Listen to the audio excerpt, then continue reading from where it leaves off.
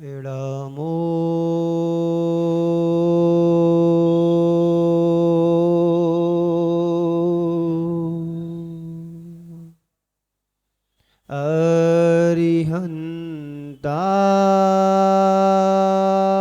अरिहन्ताणम्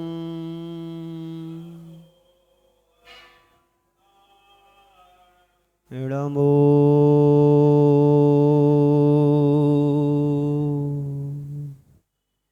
सिद्धाणम्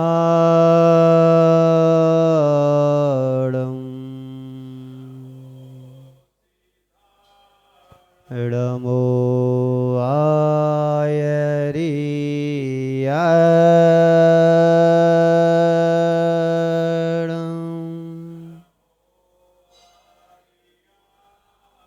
इडमो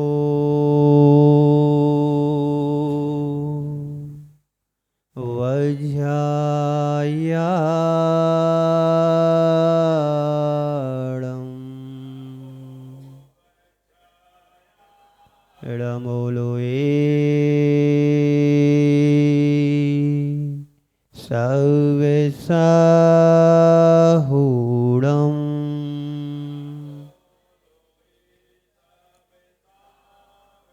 ऐसो पंचणमो यारो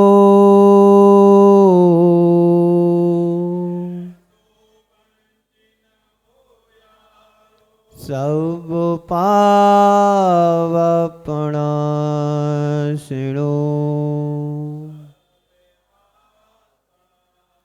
मंगलाड़ं च सवेसिं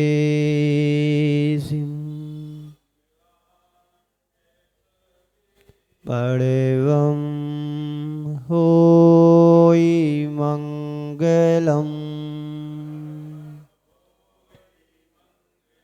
बोलिए पंच परमेष्टि भगवान की, भगवान महावीर स्वामी की, अहिंसा परमो धर्म की, परम पूज्य आचार्य गुरुवर श्री विद्यासागर जी महाराज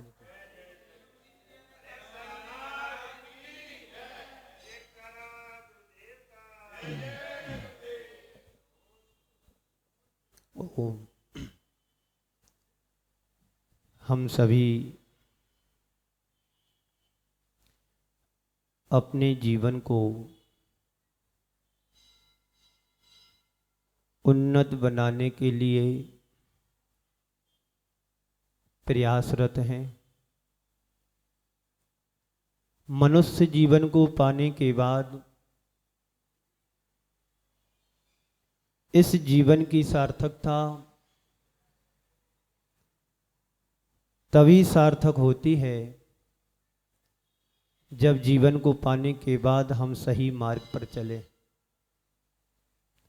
सही मार्ग का मतलब है सीधा साधा रास्ता। सीधा साधा रास्ते का मतलब है जिस मार्ग पर हमारे भगवंतों ने चल करके उस मार्ग को प्रशस्त किया, और प्रशस्त ही नहीं किया, जहाँ से वो चल बसे उस मार्ग को उन्होंने मोक्ष मार्ग निरूपित किया। हर रोज हम अपने जीवन को सुंदर बनाने का प्रयत्न करते हैं, अच्छा बनाने की सोचते हैं, लेकिन हमारे हम सबके अनादिकाल के संस्कार हैं। कोशिश तो बहुत करते हैं कि हम अच्छे मार्ग पर चलें, अपने जीवन को अच्छा बनाएं, लेकिन होता उल्टा है। हम विचार करें, सुबह से शाम तक जो कुछ भी हम क्रिया करते हैं, जो कुछ भी हम कार्य करते हैं, उसमें कितना हमारे लिए प्रयोजनी है और कितना अप्रयोजनी है। जब हम अंदर झांक करके देखते हैं तो पाते हैं उसमें प्रयोजन का तो काम बहुत कम होता है, लेकिन अप्रयोजनी काम सबसे ज्यादा होता है। जितना भी आरंभ सारंभ जो होता है वो सब पाप का ही कर्म है, पाप का ही कार्य है। उन सब में यदि हमारा धर्म जुड़ा हो, धर्म निहित हो, तो समझना कि उसमें कुछ हमको पुण्य मिलने वाला है।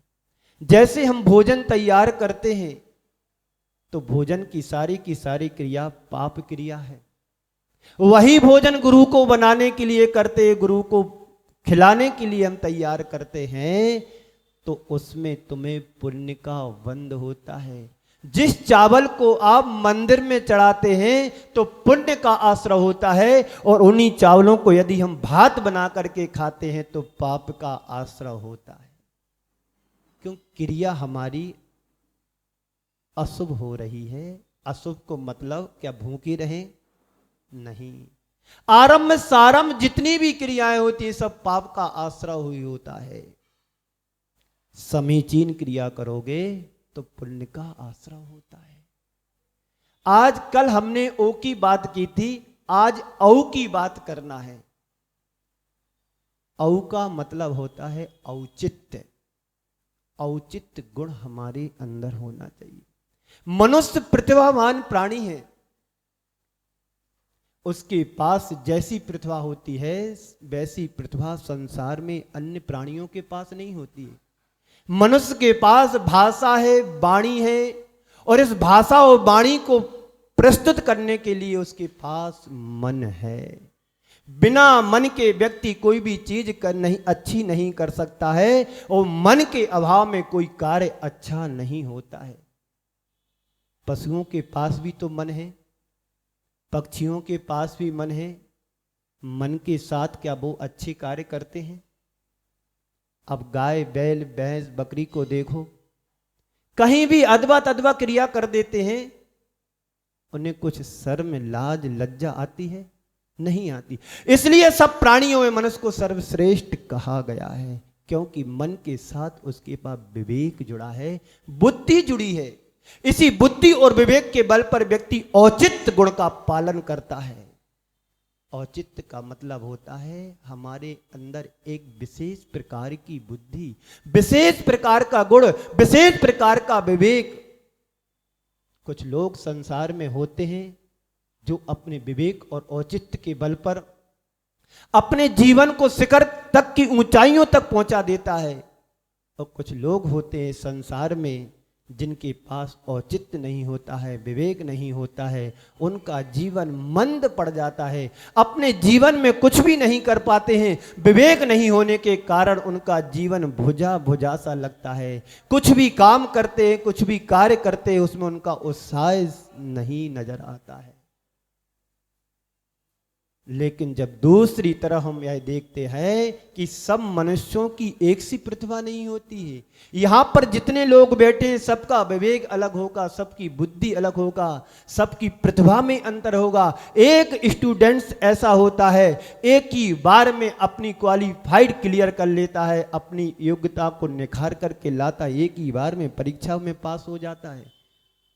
कुछ बच्चे ऐसे भी होते हैं कि 10 बार एग्जाम देते हैं, एक ही बार नहीं निकल पाते हैं।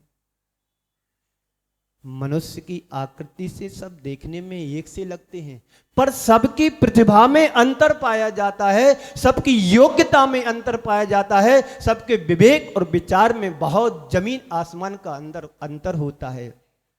एक ही घर में 4 बच्चे जन्म लेते हैं, अब 4 कहां, अब तो 2 और 2 कहां, अब तो 1 आ गया है। लेकिन सबकी योग्यता क्या एक सी होती है? सबके विचार एक से होते हैं? सबकी प्रतिभा एक सी होती है क्या? नहीं होता। सब में भिन्नता पाई जाएगी। कुछ लोग होते हैं जो असाधारण क्षमता से अपने जीवन को बहुत आगे बढ़ा लेते हैं, और कुछ लोग होते हैं साधारण से होते हैं लेकिन वहीं के वहीं होते हैं। घर में कौन ऐसा पुण्यात्मा जीव आ जाता है जिसके पुण्य से पूरा का पूरा परिवार ऊंचाइयों को छू लेता है, और कोई ऐसा पापात्मा जीव आ जाता है जिसके आने से सब कुछ छिन्न भिन्न हो जाता है। होता नहीं ऐसा? बोलो, होता है ना? क्यों होता है? क्योंकि हमने जैसा पुण्य और पाप किया होगा वैसे ही हमको भोगने को मिलता है। इस पाप और पुण्य के क्रम को समझें, उसे पाप और पुण्य की केमिस्ट्री को समझें।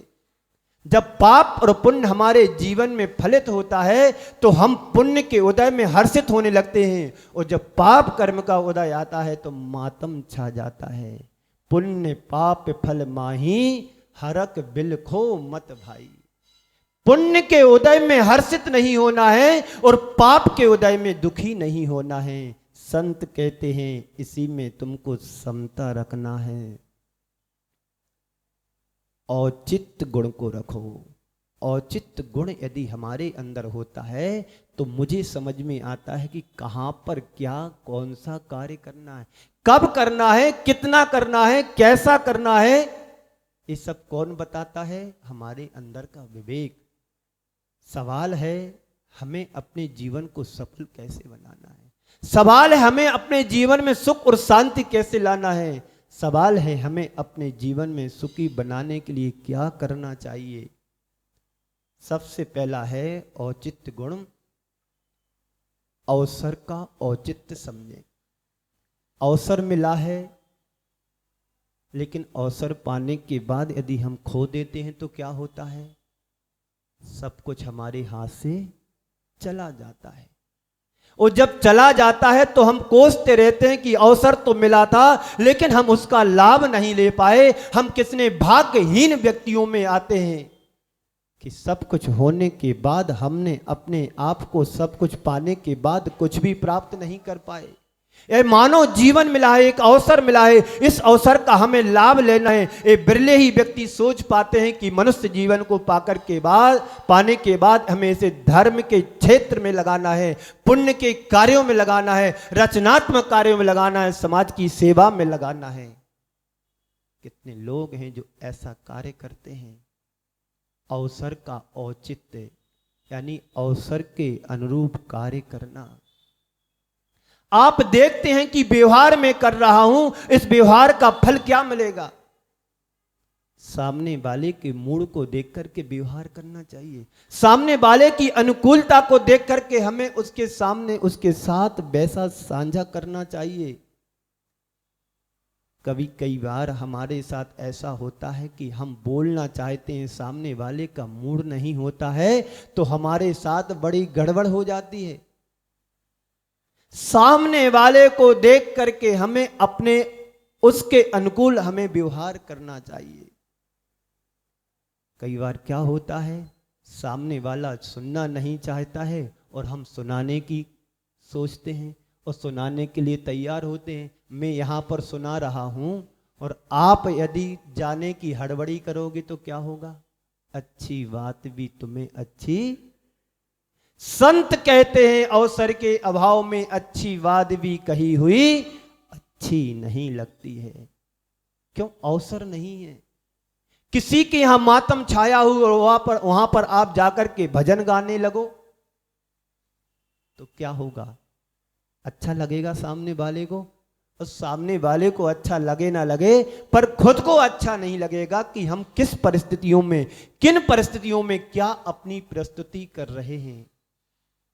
बोलो, अवसर का अर्थ होता है मौका। जो मौका मिला है तुम्हें, उस अवसर का पूरा लाभ लेने की सोचो। वे बड़े भाग्यशाली होते हैं, पुण्यशाली होते हैं जो अवसर का एक एक पल का लाभ ले पाते हैं। अभी यहां पर कुछ लोग सिकरजी गए थे, अवसर आया, चूके नहीं और अवसर का लाभ ले लिया। कुछ लाइन में लगे हैं कि अब सिकरजी जाना है, थोड़ा मौसम अनुकूल होने दो, सिकरजी जाएंगे, वंदना करके आएंगे। पता नहीं जीवन का कब किस मोड़ पर क्या घटना घट जाए। ये जीवन मिला है तो धर्म ध्यान करने के लिए मिला है। पापों में तो हम अनंत काल से रमते चले आए हैं, करते चले आए हैं, लेकिन ये जीवन मिला है, जितना बने पुण्य के क्षेत्र में लगा दो। वैसे दिल्ली वाले तो बड़े धर्मात्मा हैं, बस क्रिया ऊपर की दिखती है उनकी। ऊपर की क्रिया के साथ साथ अंदर की क्रिया में भी यदि परिवर्तन आ जाता है तो आज भी तुम परमात्मा के जैसे हैं। कैसे हैं? आप क्षेत्र पर जाते हैं, क्षेत्र की भक्ति भाव से पूजन अर्चन पाठ करते हैं, पर थोड़ा सा संयम रखो ना। मंदिर से छूटो घर और घर से छूटो मंदिर, बीच में जी अड़ाव पड़ाव मिलते वहां पर तो मत रुको। तुम जितना पुण्य उधर जाकर के भक्ति करके कमाते हो, सारा होटलों में जाकर के ढाबों पर रुक करके सारे पुण्य को पानी में बहा देते हो। क्या मतलब है तुम्हारा वहां जाने के बाद? तुम धर्म से हमारे अंदर संयम नहीं आया। तुम्हें खाना पीना ही तो है, तो अपना घर से ले जाओ। सारी सुविधाएं ऐसी हैं कि यदि सुबह तुमने गर्म खाना आदि टिफिन में रखा तो 2 दिन तक गर्म बना रहे, इतनी क्षमता वाले आपके पास टिफिन आते हैं, थर्मस आते हैं, सारी चीजें आती हैं। थोड़ी जीभ पर लगाम लगाने की जरूरत है। तुम जितना पुण्य करते हो उससे ज्यादा तुम पाप में पैसा बहा देते हो पानी की तरह। क्या मतलब हुआ? क्या औचित्य तुम्हारा रहा? अवसर तो मिला, अवसर को पाने के बाद तुमने पानी जैसा बहा दिया। महावीर जी जाते हो, तिजारा जाते हो, अहि क्षेत्र जाते हो, सब जगह जाते हो, क्यों? अवसर आया है, अवसर का लाभ ले रहे, बस थोड़ी सी लगाम लगाने की जरूरत है। लगाम दूसरों पर नहीं लगाना है, खुद की जिह्वा पर लगाम लगाना है। दूसरों को बस में नहीं करना है, अपनी इंद्रियों को बस में करना है। दूसरों को नहीं फटकारना है, अपने आप के अवगुणों को फटकार करके दूर कर देना है। सूपा होता सूप, जिससे आप भूसा निकालते हैं, अनाज अंदर आता है, जिससे अपन गेहूं फटकते हैं, चावल फटकते हैं, उसको क्या बोलते हैं आप लोग अपनी भाषा में? नहीं, सूपा को क्या सूपा बोलते हैं। सूपे का काम क्या होता है? बोलो जी। सार को ग्रहण करना, निस्सार को फेंक देना। तो संत कहते हैं औचित्य गुण तुम्हारे पास है तो विवेक के माध्यम से गुणों को ग्रहण करो, अवगुणों को दूर करो। पर किसके? प्रश्न है तुम्हारे सामने, किसके अवगुण दूर करना है? बोलो जी। आप जब गेहूं को फटकते हैं, साफ करते हैं, तो गेहूं में से कचरा अंदर रखते हैं कि गेहूं को बाहर रखते हैं? बोलो जी। है? गेहूं को अंदर रखते हैं ना, यही है ना, और कचरे को बाहर फेंकते हैं। तो संत भी तो तुम्हें यही समझाने के लिए कहते हैं, जब भी तुम्हारे जीवन में अवसर आए तो गुणों को रखो और अवगुणों को बाहर करो। पर किसके? खुद के गुणों को अंदर रखो, अवगुणों को बाहर करो। दूसरों के अवगुणों को दूर करने के लिए हम चले जाते हैं, ना अपने गुण रख पाते हैं, ना दूसरों के अवगुणों को दूर कर पाते हैं। औचित्य गुण की हमें पहचान होना चाहिए। औचित्य गुण से रहने वाला व्यक्ति, औचित्य गुण के साथ व्यवहार करने वाला व्यक्ति कभी जीवन में विफल नहीं हो सकता है। और जो औचित्य गुण का प्रयोग नहीं करता है, वह व्यक्ति कभी जीवन में सफल नहीं हो सकता है। और जो औचित्य गुणों का प्रयोग करता है, वह व्यक्ति कभी विफल नहीं हो पाता है। सफल होना है, जीवन को सफल बनाना है, तो हमें अपने जीवन में औचित्य गुण का प्रयोग करना है, औचित्य गुण को रखना है। क्योंकि अच्छे अवसर की तलाश में सभी व्यक्ति रहते हैं, और उस अच्छे अवसर का यदि हमने लाभ नहीं लिया तो समझ लेना कि हमसे अभागा संसार में और कोई दूसरा नहीं है। अवसर तो सभी को मिला है, और अवसर को पाने के बाद कितने बड़े दुर्लभ व्यक्ति होते हैं जो उस अवसर का लाभ ले पाते हैं।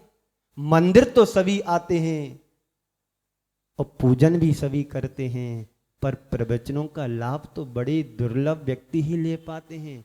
जिनको अंदर से एक लालसा होती है, जिसको अंदर से एक उत्साह होता है, नहीं गुरुदेव आए हैं, हमारे यहाँ गुरुदेव रुके हैं, उनका मुझे लाभ लेना है, प्रवचन भी सुनना है, पूजन भी करना है, अभिषेक भी करना है, शांति धारा भी करना है, और जाकर के प्रवचन सुनने के बाद एक ग्रास भी देना है।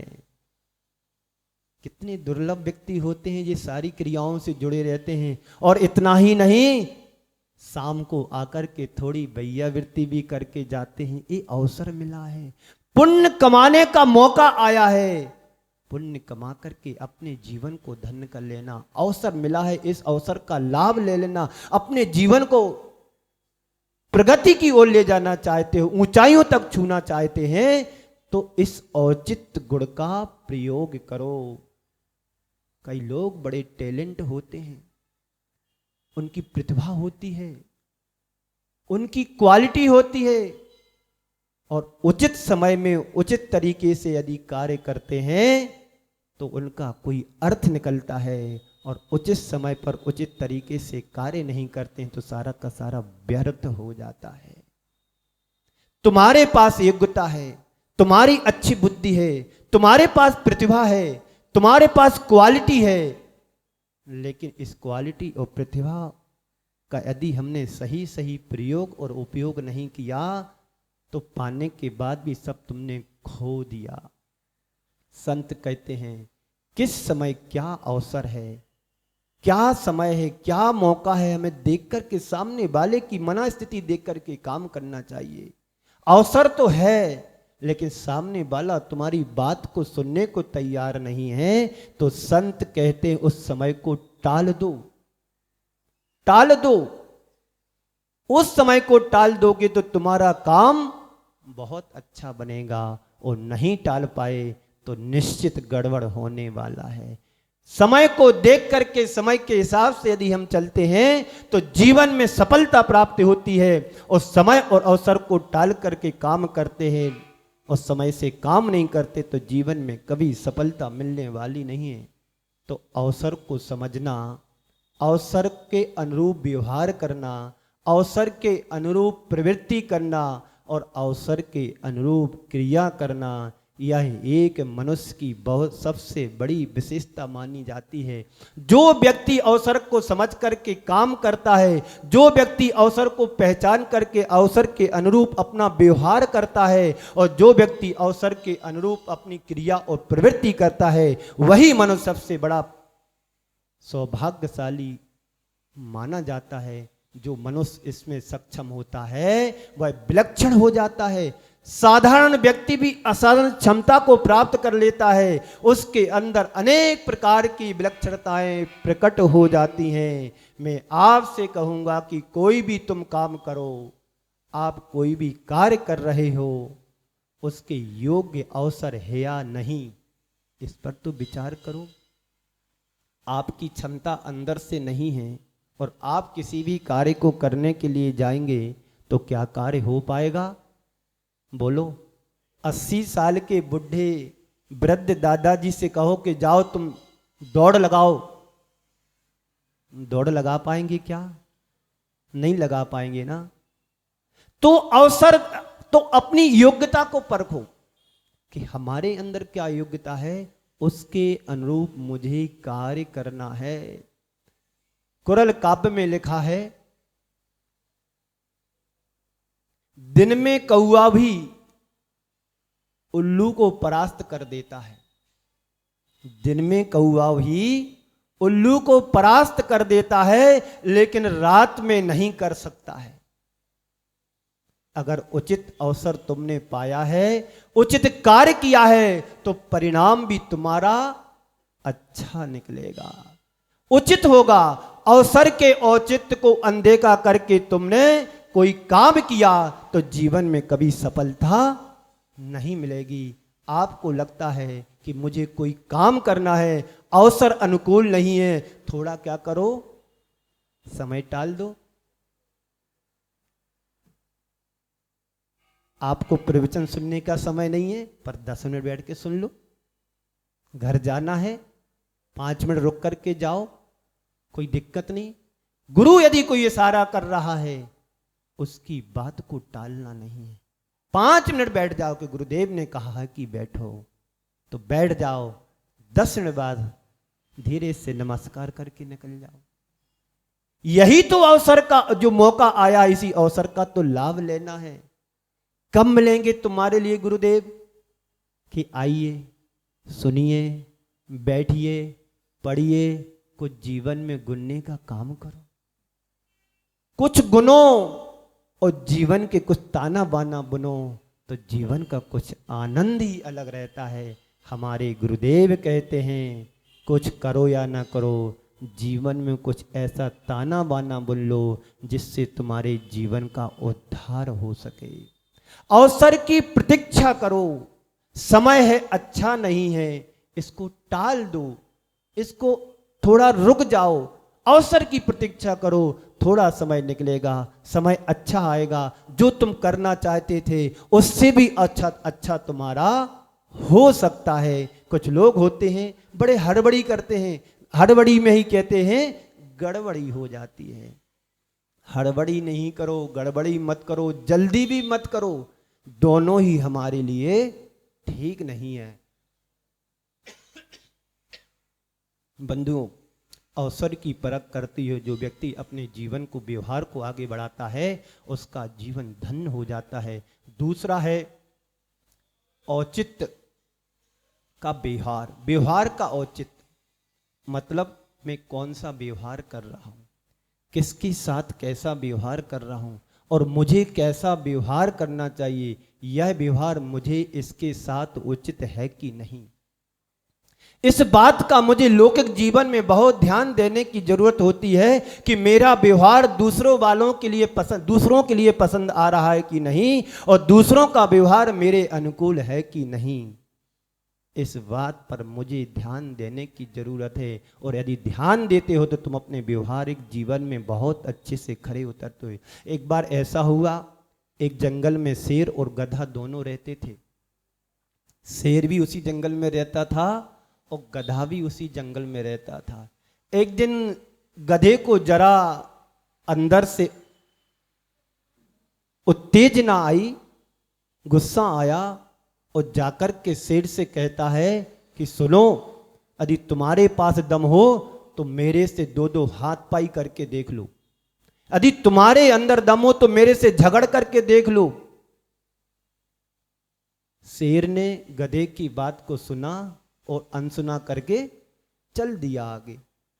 वहीं पास में एक लोमड़ी भी रहते थे। लोमड़ी ने सुना कि गधे ने इतनी बड़ी बात सुन ली तो लोमड़ी कहती है, अरे शेर मामा, तुमने गधे की बात को सुन लिया और तुमने सुनकर के अनसुना भी कर दिया। ये बात मुझे अच्छी नहीं लगी। तुम्हारे पास क्या ताकत नहीं है? तुम गधे की बात को सुनकर के चले जा रहे हो। तुम्हें तो उसको चुनौती देना चाहिए, तुम्हें तो उसको ललकारना चाहिए था। तो शेर ने कहा कि अरे बहन, तू बावली क्यों हो रही है? क्या जरूरत है तुम्हें गुस्सा करने की, बावली होने की? मुझे पता है शेर और मैं गधे के साथ यदि मैं लड़ाई करूंगा तो दुनिया को पता है कि शेर की ही जीत होना है। किसकी जीत होना है? गधा यदि शेर के साथ लड़ेगा, इस सबको पता है कि शेर की जीत होना है, तो मैं क्यों व्यर्थ में लड़ूं? और दूसरी बात, शेर ने यह भी कहा कि लड़ाई तो लड़ाई होती है, यदि उसका हाथ कहीं मेरे मर्म स्थान में यदि लग गया, मैं तो वहीं मर जाऊंगा, हार जाऊंगा। तो दुनिया फिर भी यही कहेगी, देखो शेर तो था, गधे से हार गया। इसलिए मुझे क्या करना है? चुपचाप रह करके औचित्य का प्रयोग करना है।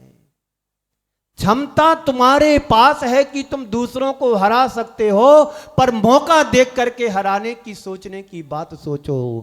जब ताव आए तब भिड़ जाने की जरूरत नहीं है, उस अवसर को टालो। टाल दोगे तुम्हारे जीवन का उद्धार हो जाएगा, नहीं टालोगे तो जीवन वहीं पर ढेर हो जाएगा।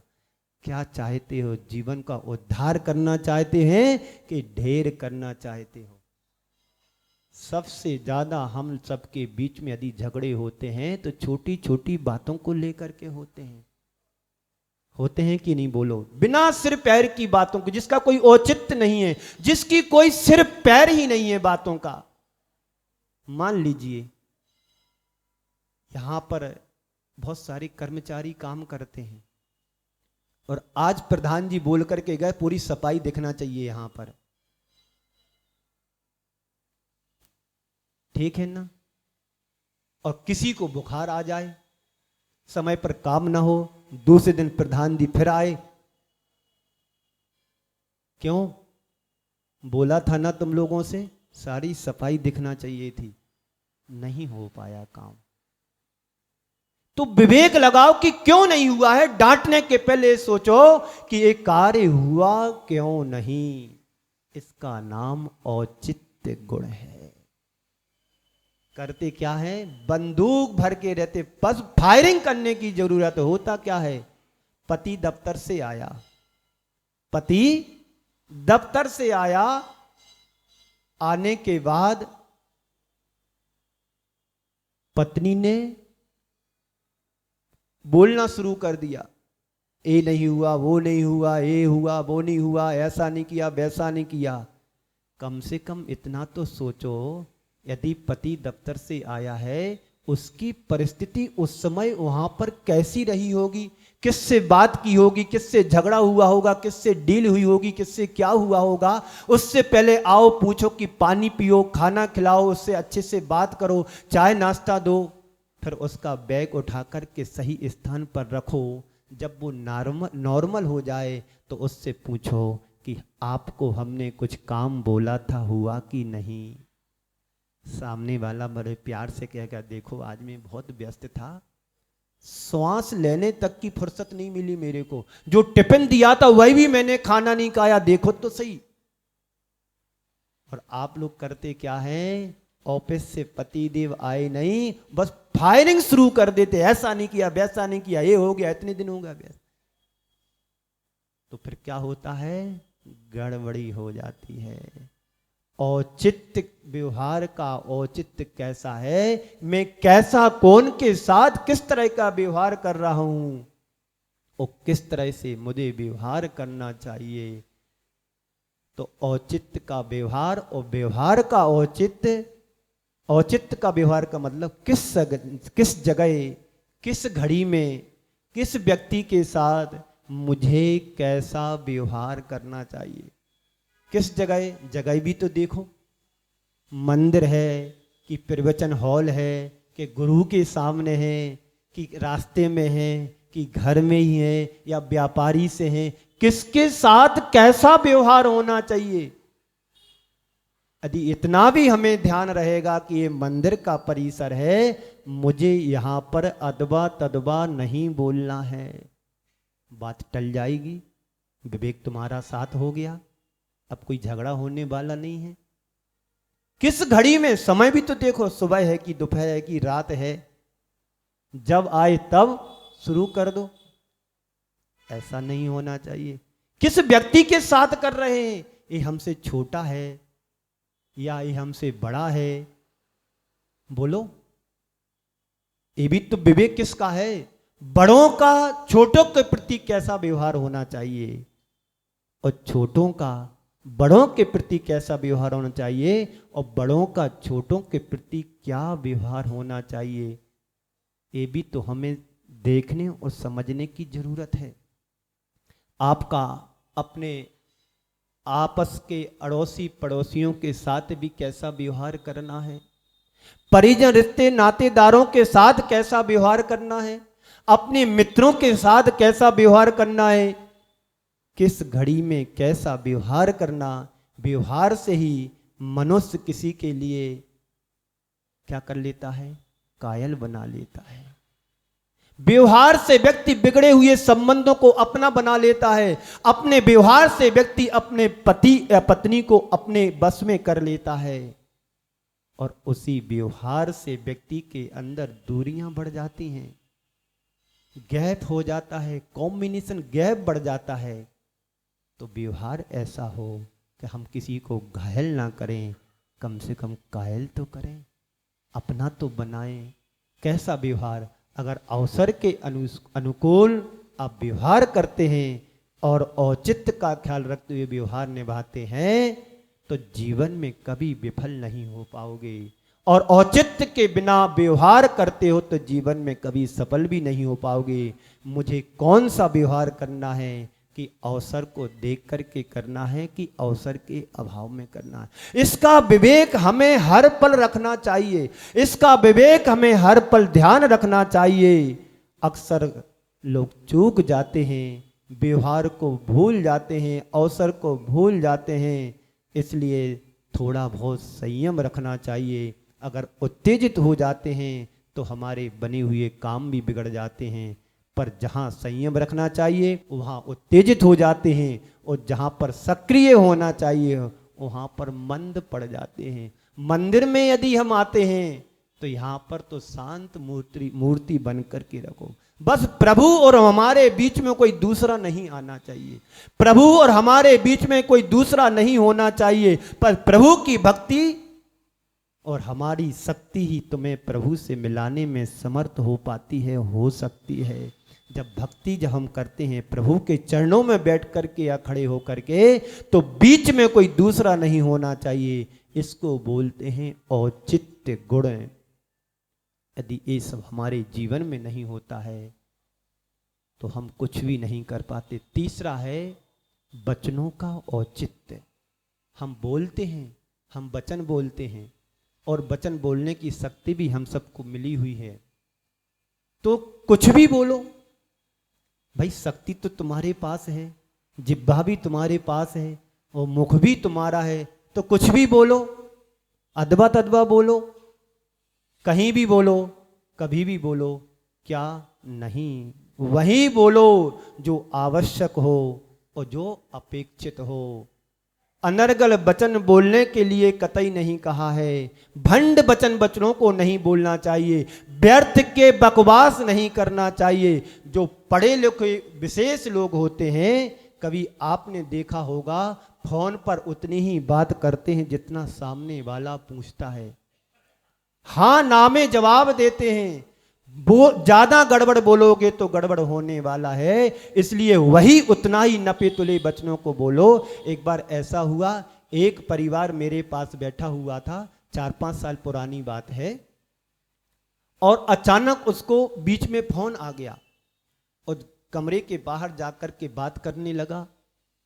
और बात कर रहा था, बस हाँ ना में जवाब दे रहा था। 10 से 15 मिनट लग गए। जब पास में आया तो पूछा, भाई क्या हुआ? बोले कुछ नहीं। आवाज तो कुछ सुनाई दे रही थी। बोले कुछ नहीं, घर से फोन था। हम फालतू की बातों में ज्यादा ध्यान नहीं देते हैं, घर का फोन था। बाजू में एक दूसरा उसका मित्र बैठा हुआ था। मित्र बोलता है उसकी बातों को सुन करके, बोलते हैं महाराज श्री, हम मिस कॉल उठाते हैं, मैसेज कॉल नहीं उठाते हैं। हम मिस कॉल उठाते हैं, मैसेज कॉल नहीं उठाते हैं। मतलब क्या हुआ? मतलब ये हुआ कि यदि परिवार का फोन है तो बस फालतू की बातें होना, इसलिए इनसे दूरी बना करके रखो। काम की कितनी बातें हमारे जीवन में होती हैं, तो कहते हैं कि काम की बातें तो बहुत कम होती हैं और बेकाम की बातें तो बहुत सारी होती हैं, ज़्यादा होती है। दिन भर भी बात करे तो समय पूरा नहीं होगा, बातें कभी खत्म नहीं होगी। तो कब किसके साथ कैसे वचन बोलना है, कितने बोलना है, किसके साथ बोलना है। वचन शक्ति मिली है तो अदबा तदबा बोलो, जो मन में आए वही बोल दो, ऐसा नहीं। एक ब्राह्मण था, परिस्थितियों के कारण वो आर्थिक स्थिति से कमजोर हो गया, गरीबी उसके जीवन में आ गई। उसके 4 बच्चे थे और चारों लड़कियां थीं। गरीबी है, बच्चियां जवान हो रही हैं, अब इनके शादी संबंध कैसे करें। तो उसने सोचा कि अब मेरे आपे से बाहर बात है, अब मैं इन बच्चों की शादी नहीं कर पाऊंगा, पैसे मेरे पास नहीं है, अब इससे अच्छा है कि मर जाना ठीक है। अब वो क्या करता है, घर से निकला, मरने के लिए जंगल चला गया। जंगल में शेर मिलेगा, शेर मुझे खा लेगा, मेरा काम तमाम हो जाएगा, जो होगा सो देखा जाएगा। जंगल चला गया, देखता है घने जंगल में एक शेर लेटा हुआ था। उसके सामने जाकर के कहता है वो ब्राह्मण कि देख बनराज, मुझे खा ले, मेरे को मरना है। शेर तो घुर्रा करके देखा कि कौन सा नया अजनबी सा व्यक्ति आ गया जो हमारे से कह रहा मुझे खा ले। मेरे नाम से लोग डरते थे, सामने आने से कांपते थे, और आज ये कौन सा व्यक्ति आ गया मेरे सामने कि मुझे खा ले। उसने भी धैर्य रखा, उसने विवेक गुण का काम किया। पूछा उससे, भाई तुम है कौन? बोला, मैं ब्राह्मण हूं। तुम मरने के लिए क्यों आया? क्या परेशानी है तुम्हारे लिए? बोला कि देखो मेरी 4 लड़कियां हैं, चारों लड़की जवान हो गई हैं, मैं बहुत गरीब ब्राह्मण हूँ, मेरे घर में खाने तक को भी नहीं है, तो मैं ऐसी परिस्थितियों में नहीं रह पा रहा था। मैंने सोचा कि चलो मर जाना ठीक है, जिसका जो होगा सो देखा जाएगा। उस शेर के लिए थोड़ी दया आई और शेर ने कहा कि घबराने की कोई बात नहीं, तेरी विपत्ति तेरे ऊपर आई है, गरीबी आई है, एक काम कर, जो बाजू में नदी के किनारे एक गुफा है ना, उसमें जा तू, उसमें बहुत सारे आभूषण पड़े हुए हैं, क्योंकि मैंने बहुत से लोगों को मार करके खाया, उनके सारे आभूषण वहां पर पड़े हुए हैं, जितना तुमसे बने उतने सारे आभूषण ले जा और आप अपने बेटियों की शादी अच्छे से कर ले। उसको थोड़ा लोभ सा आया, देखे तो सही कहां पर गुफा है क्या नहीं है। जाकर के देखता है कि बहुत सारे सोने चांदी के आभूषण पड़े हुए। अंदर गया, जितना उससे ले जाते बिना उसने कपड़े में बांधा बूंदा और लेकर के जाने लगा। तो जाते हुए ब्राह्मण को रोक करके कहा कि सुनो, तुम ले तो जा रहे हो, जब तुम अपनी बेटी की शादी करोगे तो पर मेरे को बुला लेना, कम से कम आपकी शादी में तो शामिल नहीं हो पाए तो बच्चों की शादी में शामिल हो जाऊं। अब कहानी तो कहानी है, पर कहानी के कथ्य को समझने की बात है। यदि कोई गरीब व्यक्ति तुम्हारी समाज में आता है, कोई व्यक्ति ऐसा आता है कि हम आर्थिक स्थिति से कमजोर हैं, तो तुम कहो कि जाओ मेरी फैक्ट्री का खजाना, उसमें जितना तुमको रुपया ले जाने हो तो ले जाना। क्या करोगे ऐसा तुम? पर शेर ही कर सकता, और शेर एक ही होता है।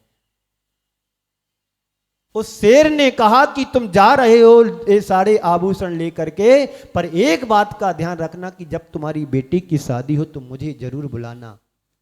उस विप्र ने कहा, उस ब्राह्मण ने कहा कि ठीक है वनराज, मैं आपको अवश्य बुलाऊंगा, निश्चित बुलाऊंगा, जिस दिन शादी होगी उसी दिन बुलाऊंगा। शादी होने को हुई, उस ब्राह्मण ने शेर को भी आमंत्रण दिया।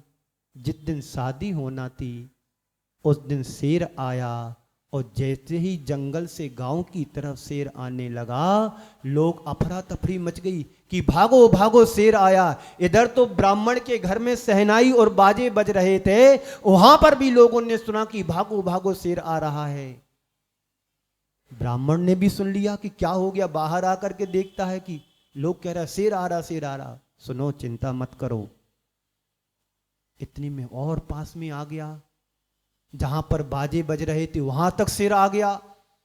जब ब्राह्मण ने देखा कि शेर आ गया, तो ब्राह्मण कहता है उन मेहमानों से जो घर पर भागने लगे, जो सब लोग आए हुए थे, कि देखो ये शेर नहीं गधा है, ये शेर नहीं गधा है। और जैसे ही ये शब्द शेर के कानों में पहुंचते हैं कि गधा है, वहीं से शेर पीछे पैर करके वापस जंगल की ओर चला गया। जंगल की ओर चला गया और जाकर के घायल होकर के गिर पड़ा।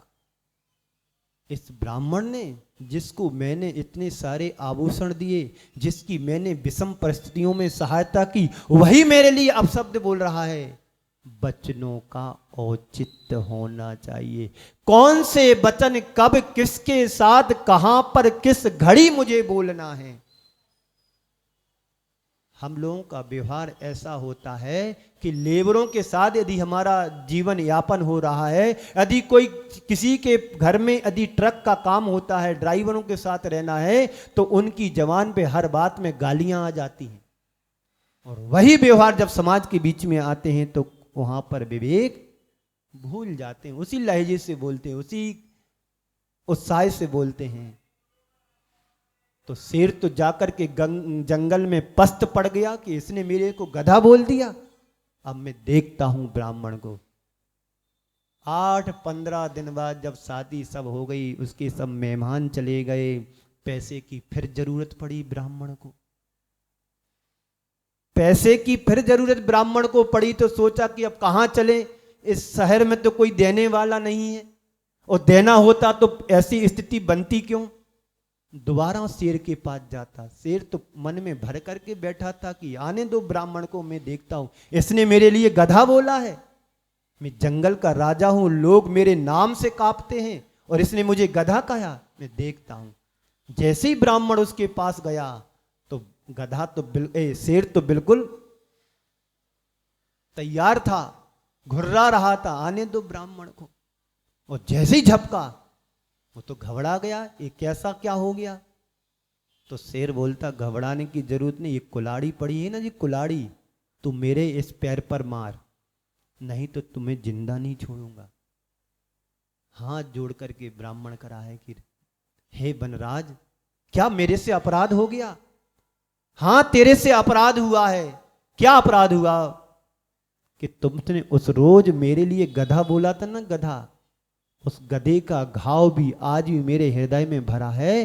तू मेरे को कुलाड़ी नहीं मारेगा, तू मैं तेरे को बचने नहीं दूंगा, खा लूंगा, शिकार कर लूंगा। अब मरता क्या नहीं करता, उसने कुलाड़ी उठाई, उस शेर के जंगे पर चला दी, घाव हो गया, घाव हो गया। अब उससे कहा कि जा तू 15 रोज बाद आना, 15 दिन बाद मेरे पास आना, जो तेरी रिक्वायरमेंट होगी मैं पूरा करूंगा। 15 दिन बाद ब्राह्मण समय के मुताबिक पहुंचा तो धीरे धीरे उसका घाव शेर का भर रहा था, भर रहा था, थोड़ा सा जख्म बचा था। उस ब्राह्मण से कहता है शेर, देख ये 15 दिन पहले तुमने मेरे को घाव किया था, धीरे धीरे भर गया, पर तूने 1 महीने पहले मेरे को गधा कहा था, पर ये दिल में मेरे घाव अभी भी हरा है। यदि काश तूने वचनों को संभाल करके कहा होता, बोला होता, तो आज मेरी ये दुर्दशा नहीं हुई होती। तो कहने का मतलब यह है कि हमें किस तरह से वचनों का प्रयोग करना चाहिए। यदि हम अच्छे वचनों का प्रयोग करते हैं तो हम अपने व्यक्ति को व्यवहार से अपने लायक बना लेते हैं, और गलत वचनों का प्रयोग करते हैं तो व्यक्ति को घायल भी कर देते हैं। तो शायद ब्राह्मण ने गलत वचन बोल करके, दुर्वचन बोल करके शेर के मन को घायल कर दिया था। एक कहावत आती है, बात ही हाथी पाइए, बात ही हाथी पाइए, बात ही हाथी पाओ। एक कहावत कैसे बनी। एक राजा था, एक राजा था, उस राजा के लिए अपना भविष्य जानना था कि मैं राजा तो बन गया हूं, कैसे मैं अपना भविष्य समझूं कि मेरे लिए राज्य ही है कि राज्य से बाहर भी निकलना पड़ेगा। तो उसने 2 ज्योतिषियों को बुलाया। पहले वाले ज्योतिषी को अपनी जन्म पत्री दिखलाई। उसने कहा कि राजन तुम्हारा योग तो बहुत अच्छा है, तुम्हारी जन्म पत्री बहुत अच्छी है, तुम्हारा योग तो ऐसा योग है कि ऐसा तो किसी का नहीं होगा। पर वह जो ज्योतिषी था थोड़ा विवेकशील नहीं था, उसके पास बोलने का तरीका नहीं था, औचित्य गुण से शून्य था। तो उसने कह दिया कि राजन क्या बताऊं, तुम्हारी उम्र तो इतनी है कि तुम्हारे सामने 7 पीढ़ी निकल जाएंगी, मर जाएंगी। तुम 7 पीढ़ी अपने सामने 7 पीढ़ियों को जाते देख सकते हो। राजा को गुस्सा आ गया, ऐसा कैसा बोलता है वे, मेरे सामने 7 पीढ़ी चली जाएंगी। राजा को गुस्सा आया और राजा ने अपने मंत्रियों से कहा कि जाओ इसको हाथी के पैर से कुचलवा दो। उसने मंत्रियों को आदेश देकर के हाथी के पैर से उसको ज्योतिषी को कुचलवा दिया। अब दूसरे ज्योतिषी को बुलाया। दूसरे ज्योतिषी ने देखा वो औचित्य गुण का धनी था। महाराज आपकी जैसी पत्रिका का एक तो बिरलों के लिए मिलता है, लाखों करोड़ों में एक ही ऐसा व्यक्ति होता है जैसा योग तुम्हारी पत्रिका में आया। क्या बताऊं राजन, अद्भुत है, चमत्कार है। उसके पास थोड़ी बातों का मक्खन लगाने का अनुभव था, किसके साथ कैसा व्यवहार करना है, किस मौके पर क्या बोलना है। अद्भुत चमत्कार है राजन, आपकी पत्रिका तो अद्भुत है, ऐसा योग मैंने अपने जीवन में कभी नहीं देखा जैसा योग तुम्हारी पत्रिका में बना। आपकी आयु इतनी लंबी है कि 7 पीढ़ियों की आयु तुम्हारे साथ लग जाए तो तुम्हारा जीवन कभी समाप्त नहीं होगा। अरे वाह, गजब की बात है। क्या हुआ? बात दोनों के अर्थ एक से हैं पर कहने के तरीके अलग अलग हैं। बात तो वही थी लेकिन अंतर ये आ गया, एक ने स्पष्ट कह दिया और एक ने थोड़ा घुमा करके कह दिया, तो कहावत प्रचलित हो गई, बात ही हाथी पाइए और बात ही हाथी पाओ। जिसने ज्यों का त्यों हू बहू कह दिया उसको हाथी से कुचला दिया, और जिसने घुमा फिरा करके कह दिया उसको हाथी दे दिया गया। अब बताइए, आप भी अपने जीवन में यदि कुछ ऐसा घटित करना चाहते हो तो कब, कहां, कितना, कैसा, किसके साथ बोलना चाहिए? दुर्वचनों को तो कतई कभी भी नहीं बोलना। जिन वचनों से व्यक्ति कायल हो सकता है तो उन्हीं दुर्वचनों से व्यक्ति घायल भी हो सकता है। कब बोलना, क्या बोलना, कितना बोलना, कैसा बोलना, जिनमें यह विवेक होता है उनका जीवन तो मधुर बन जाता है, और जिनके अंदर विवेक नहीं होता है उनका जीवन नरक बन जाता है। इसलिए हम सब अपने जीवन में वचनों का सही सही प्रयोग करें, और अंतिम है क्रिया का औचित्य। हम जो कार्य कर रहे हैं कितना हमारे लिए लाभकारी है, कितना अहितकारी है, कितना उपयोगी है, कितना अनुपयोगी है। जो जो हम अपने जीवन में क्रियाएं करते हैं उन क्रियाओं से हम अपने जीवन में देखें कि सुबह से शाम तक हम जितनी भी क्रियाएं करते हैं, जितने भी कर्म करते हैं, जितने भी कार्य करते हैं, उन सब में हमारे हित के लिए कितना उपयोगी है, और जिन कार्यों से कोई प्रयोजन नहीं है वो कितने अहितकारी हैं। कभी विवेक लगाया तुमने? आप यदि अपने नहाने का कोई क्रिया करते हो, आप एक आधी बाल्टी से भी तो नहा सकते हैं, और यदि आप नल के नीचे, शावर के नीचे बैठ जाते हैं, आध घंटे, 15 मिनट, 20 मिनट, 25 मिनट लग जाते हैं, तो कितना पानी व्यर्थ में चला जाता है। इसका पाप कितना लगेगा, कभी तुमने सोचा? और पूरा का पूरा पानी अनछना होता है। कहते हैं एक बूंद पानी में, विज्ञान कहता है कि 36,450 जीव होते हैं, पर जैन दर्शन कहता है एक बूंद पानी में असंख्यात जीव होते हैं। 2.5 द्वीप में उन एक बूंद पानी के यदि जीवों से कबूतर बना दिए जाएं, कबूतर समझते ना, इस बिल्डिंग पर बैठे रहते हैं वो, तो पूरे 2.5 द्वीप में उड़ेंगे तो पूरा 2.5 द्वीप भर जाएगा, इतने कबूतर बन सकते हैं। ये आगम की, जैन दर्शन की, आचार्यों की वाणी में आया है। तो विवेक, क्रिया का औचित्य क्या होना चाहिए? कोई भी क्रिया तुम कर रहे हो तो उसके औचित्य का विचार करो कि ये क्रिया हमारे लिए कितनी उपयोगी है, कितनी अनुपयोगी है। इन क्रियाओं को करने से हमारा क्या होने वाला है, और नहीं करेंगे तो क्या मेरा काम बिगड़ जाएगा? कपड़े भी धोना है तो कितना पानी यूज करना है, कितना नहीं करना है। कोई भी कार्य करते हम अपने जीवन में उस पर विचार करो, देखो कि हम कितना कर रहे, अच्छा कितना बुरा कर रहे हैं। तो औचित्य गुण का हमारे जीवन में उपयोग होना चाहिए। मनुष्य यदि औचित्य गुण का पालन करता है तो वही व्यक्ति, वही मनुष्य अपने जीवन का कल्याण कर सकता है, अपने जीवन में सफलता पा सकता है। यदि उसके अंदर औचित्य गुण नहीं है तो सफलता नहीं, विफलता ही तुम्हारे हाथ में लगने वाली है। बंधुओं, आप सबने बड़े सुंदर तरीके से सुना, और सुनने मात्र से ही काम नहीं चलेगा।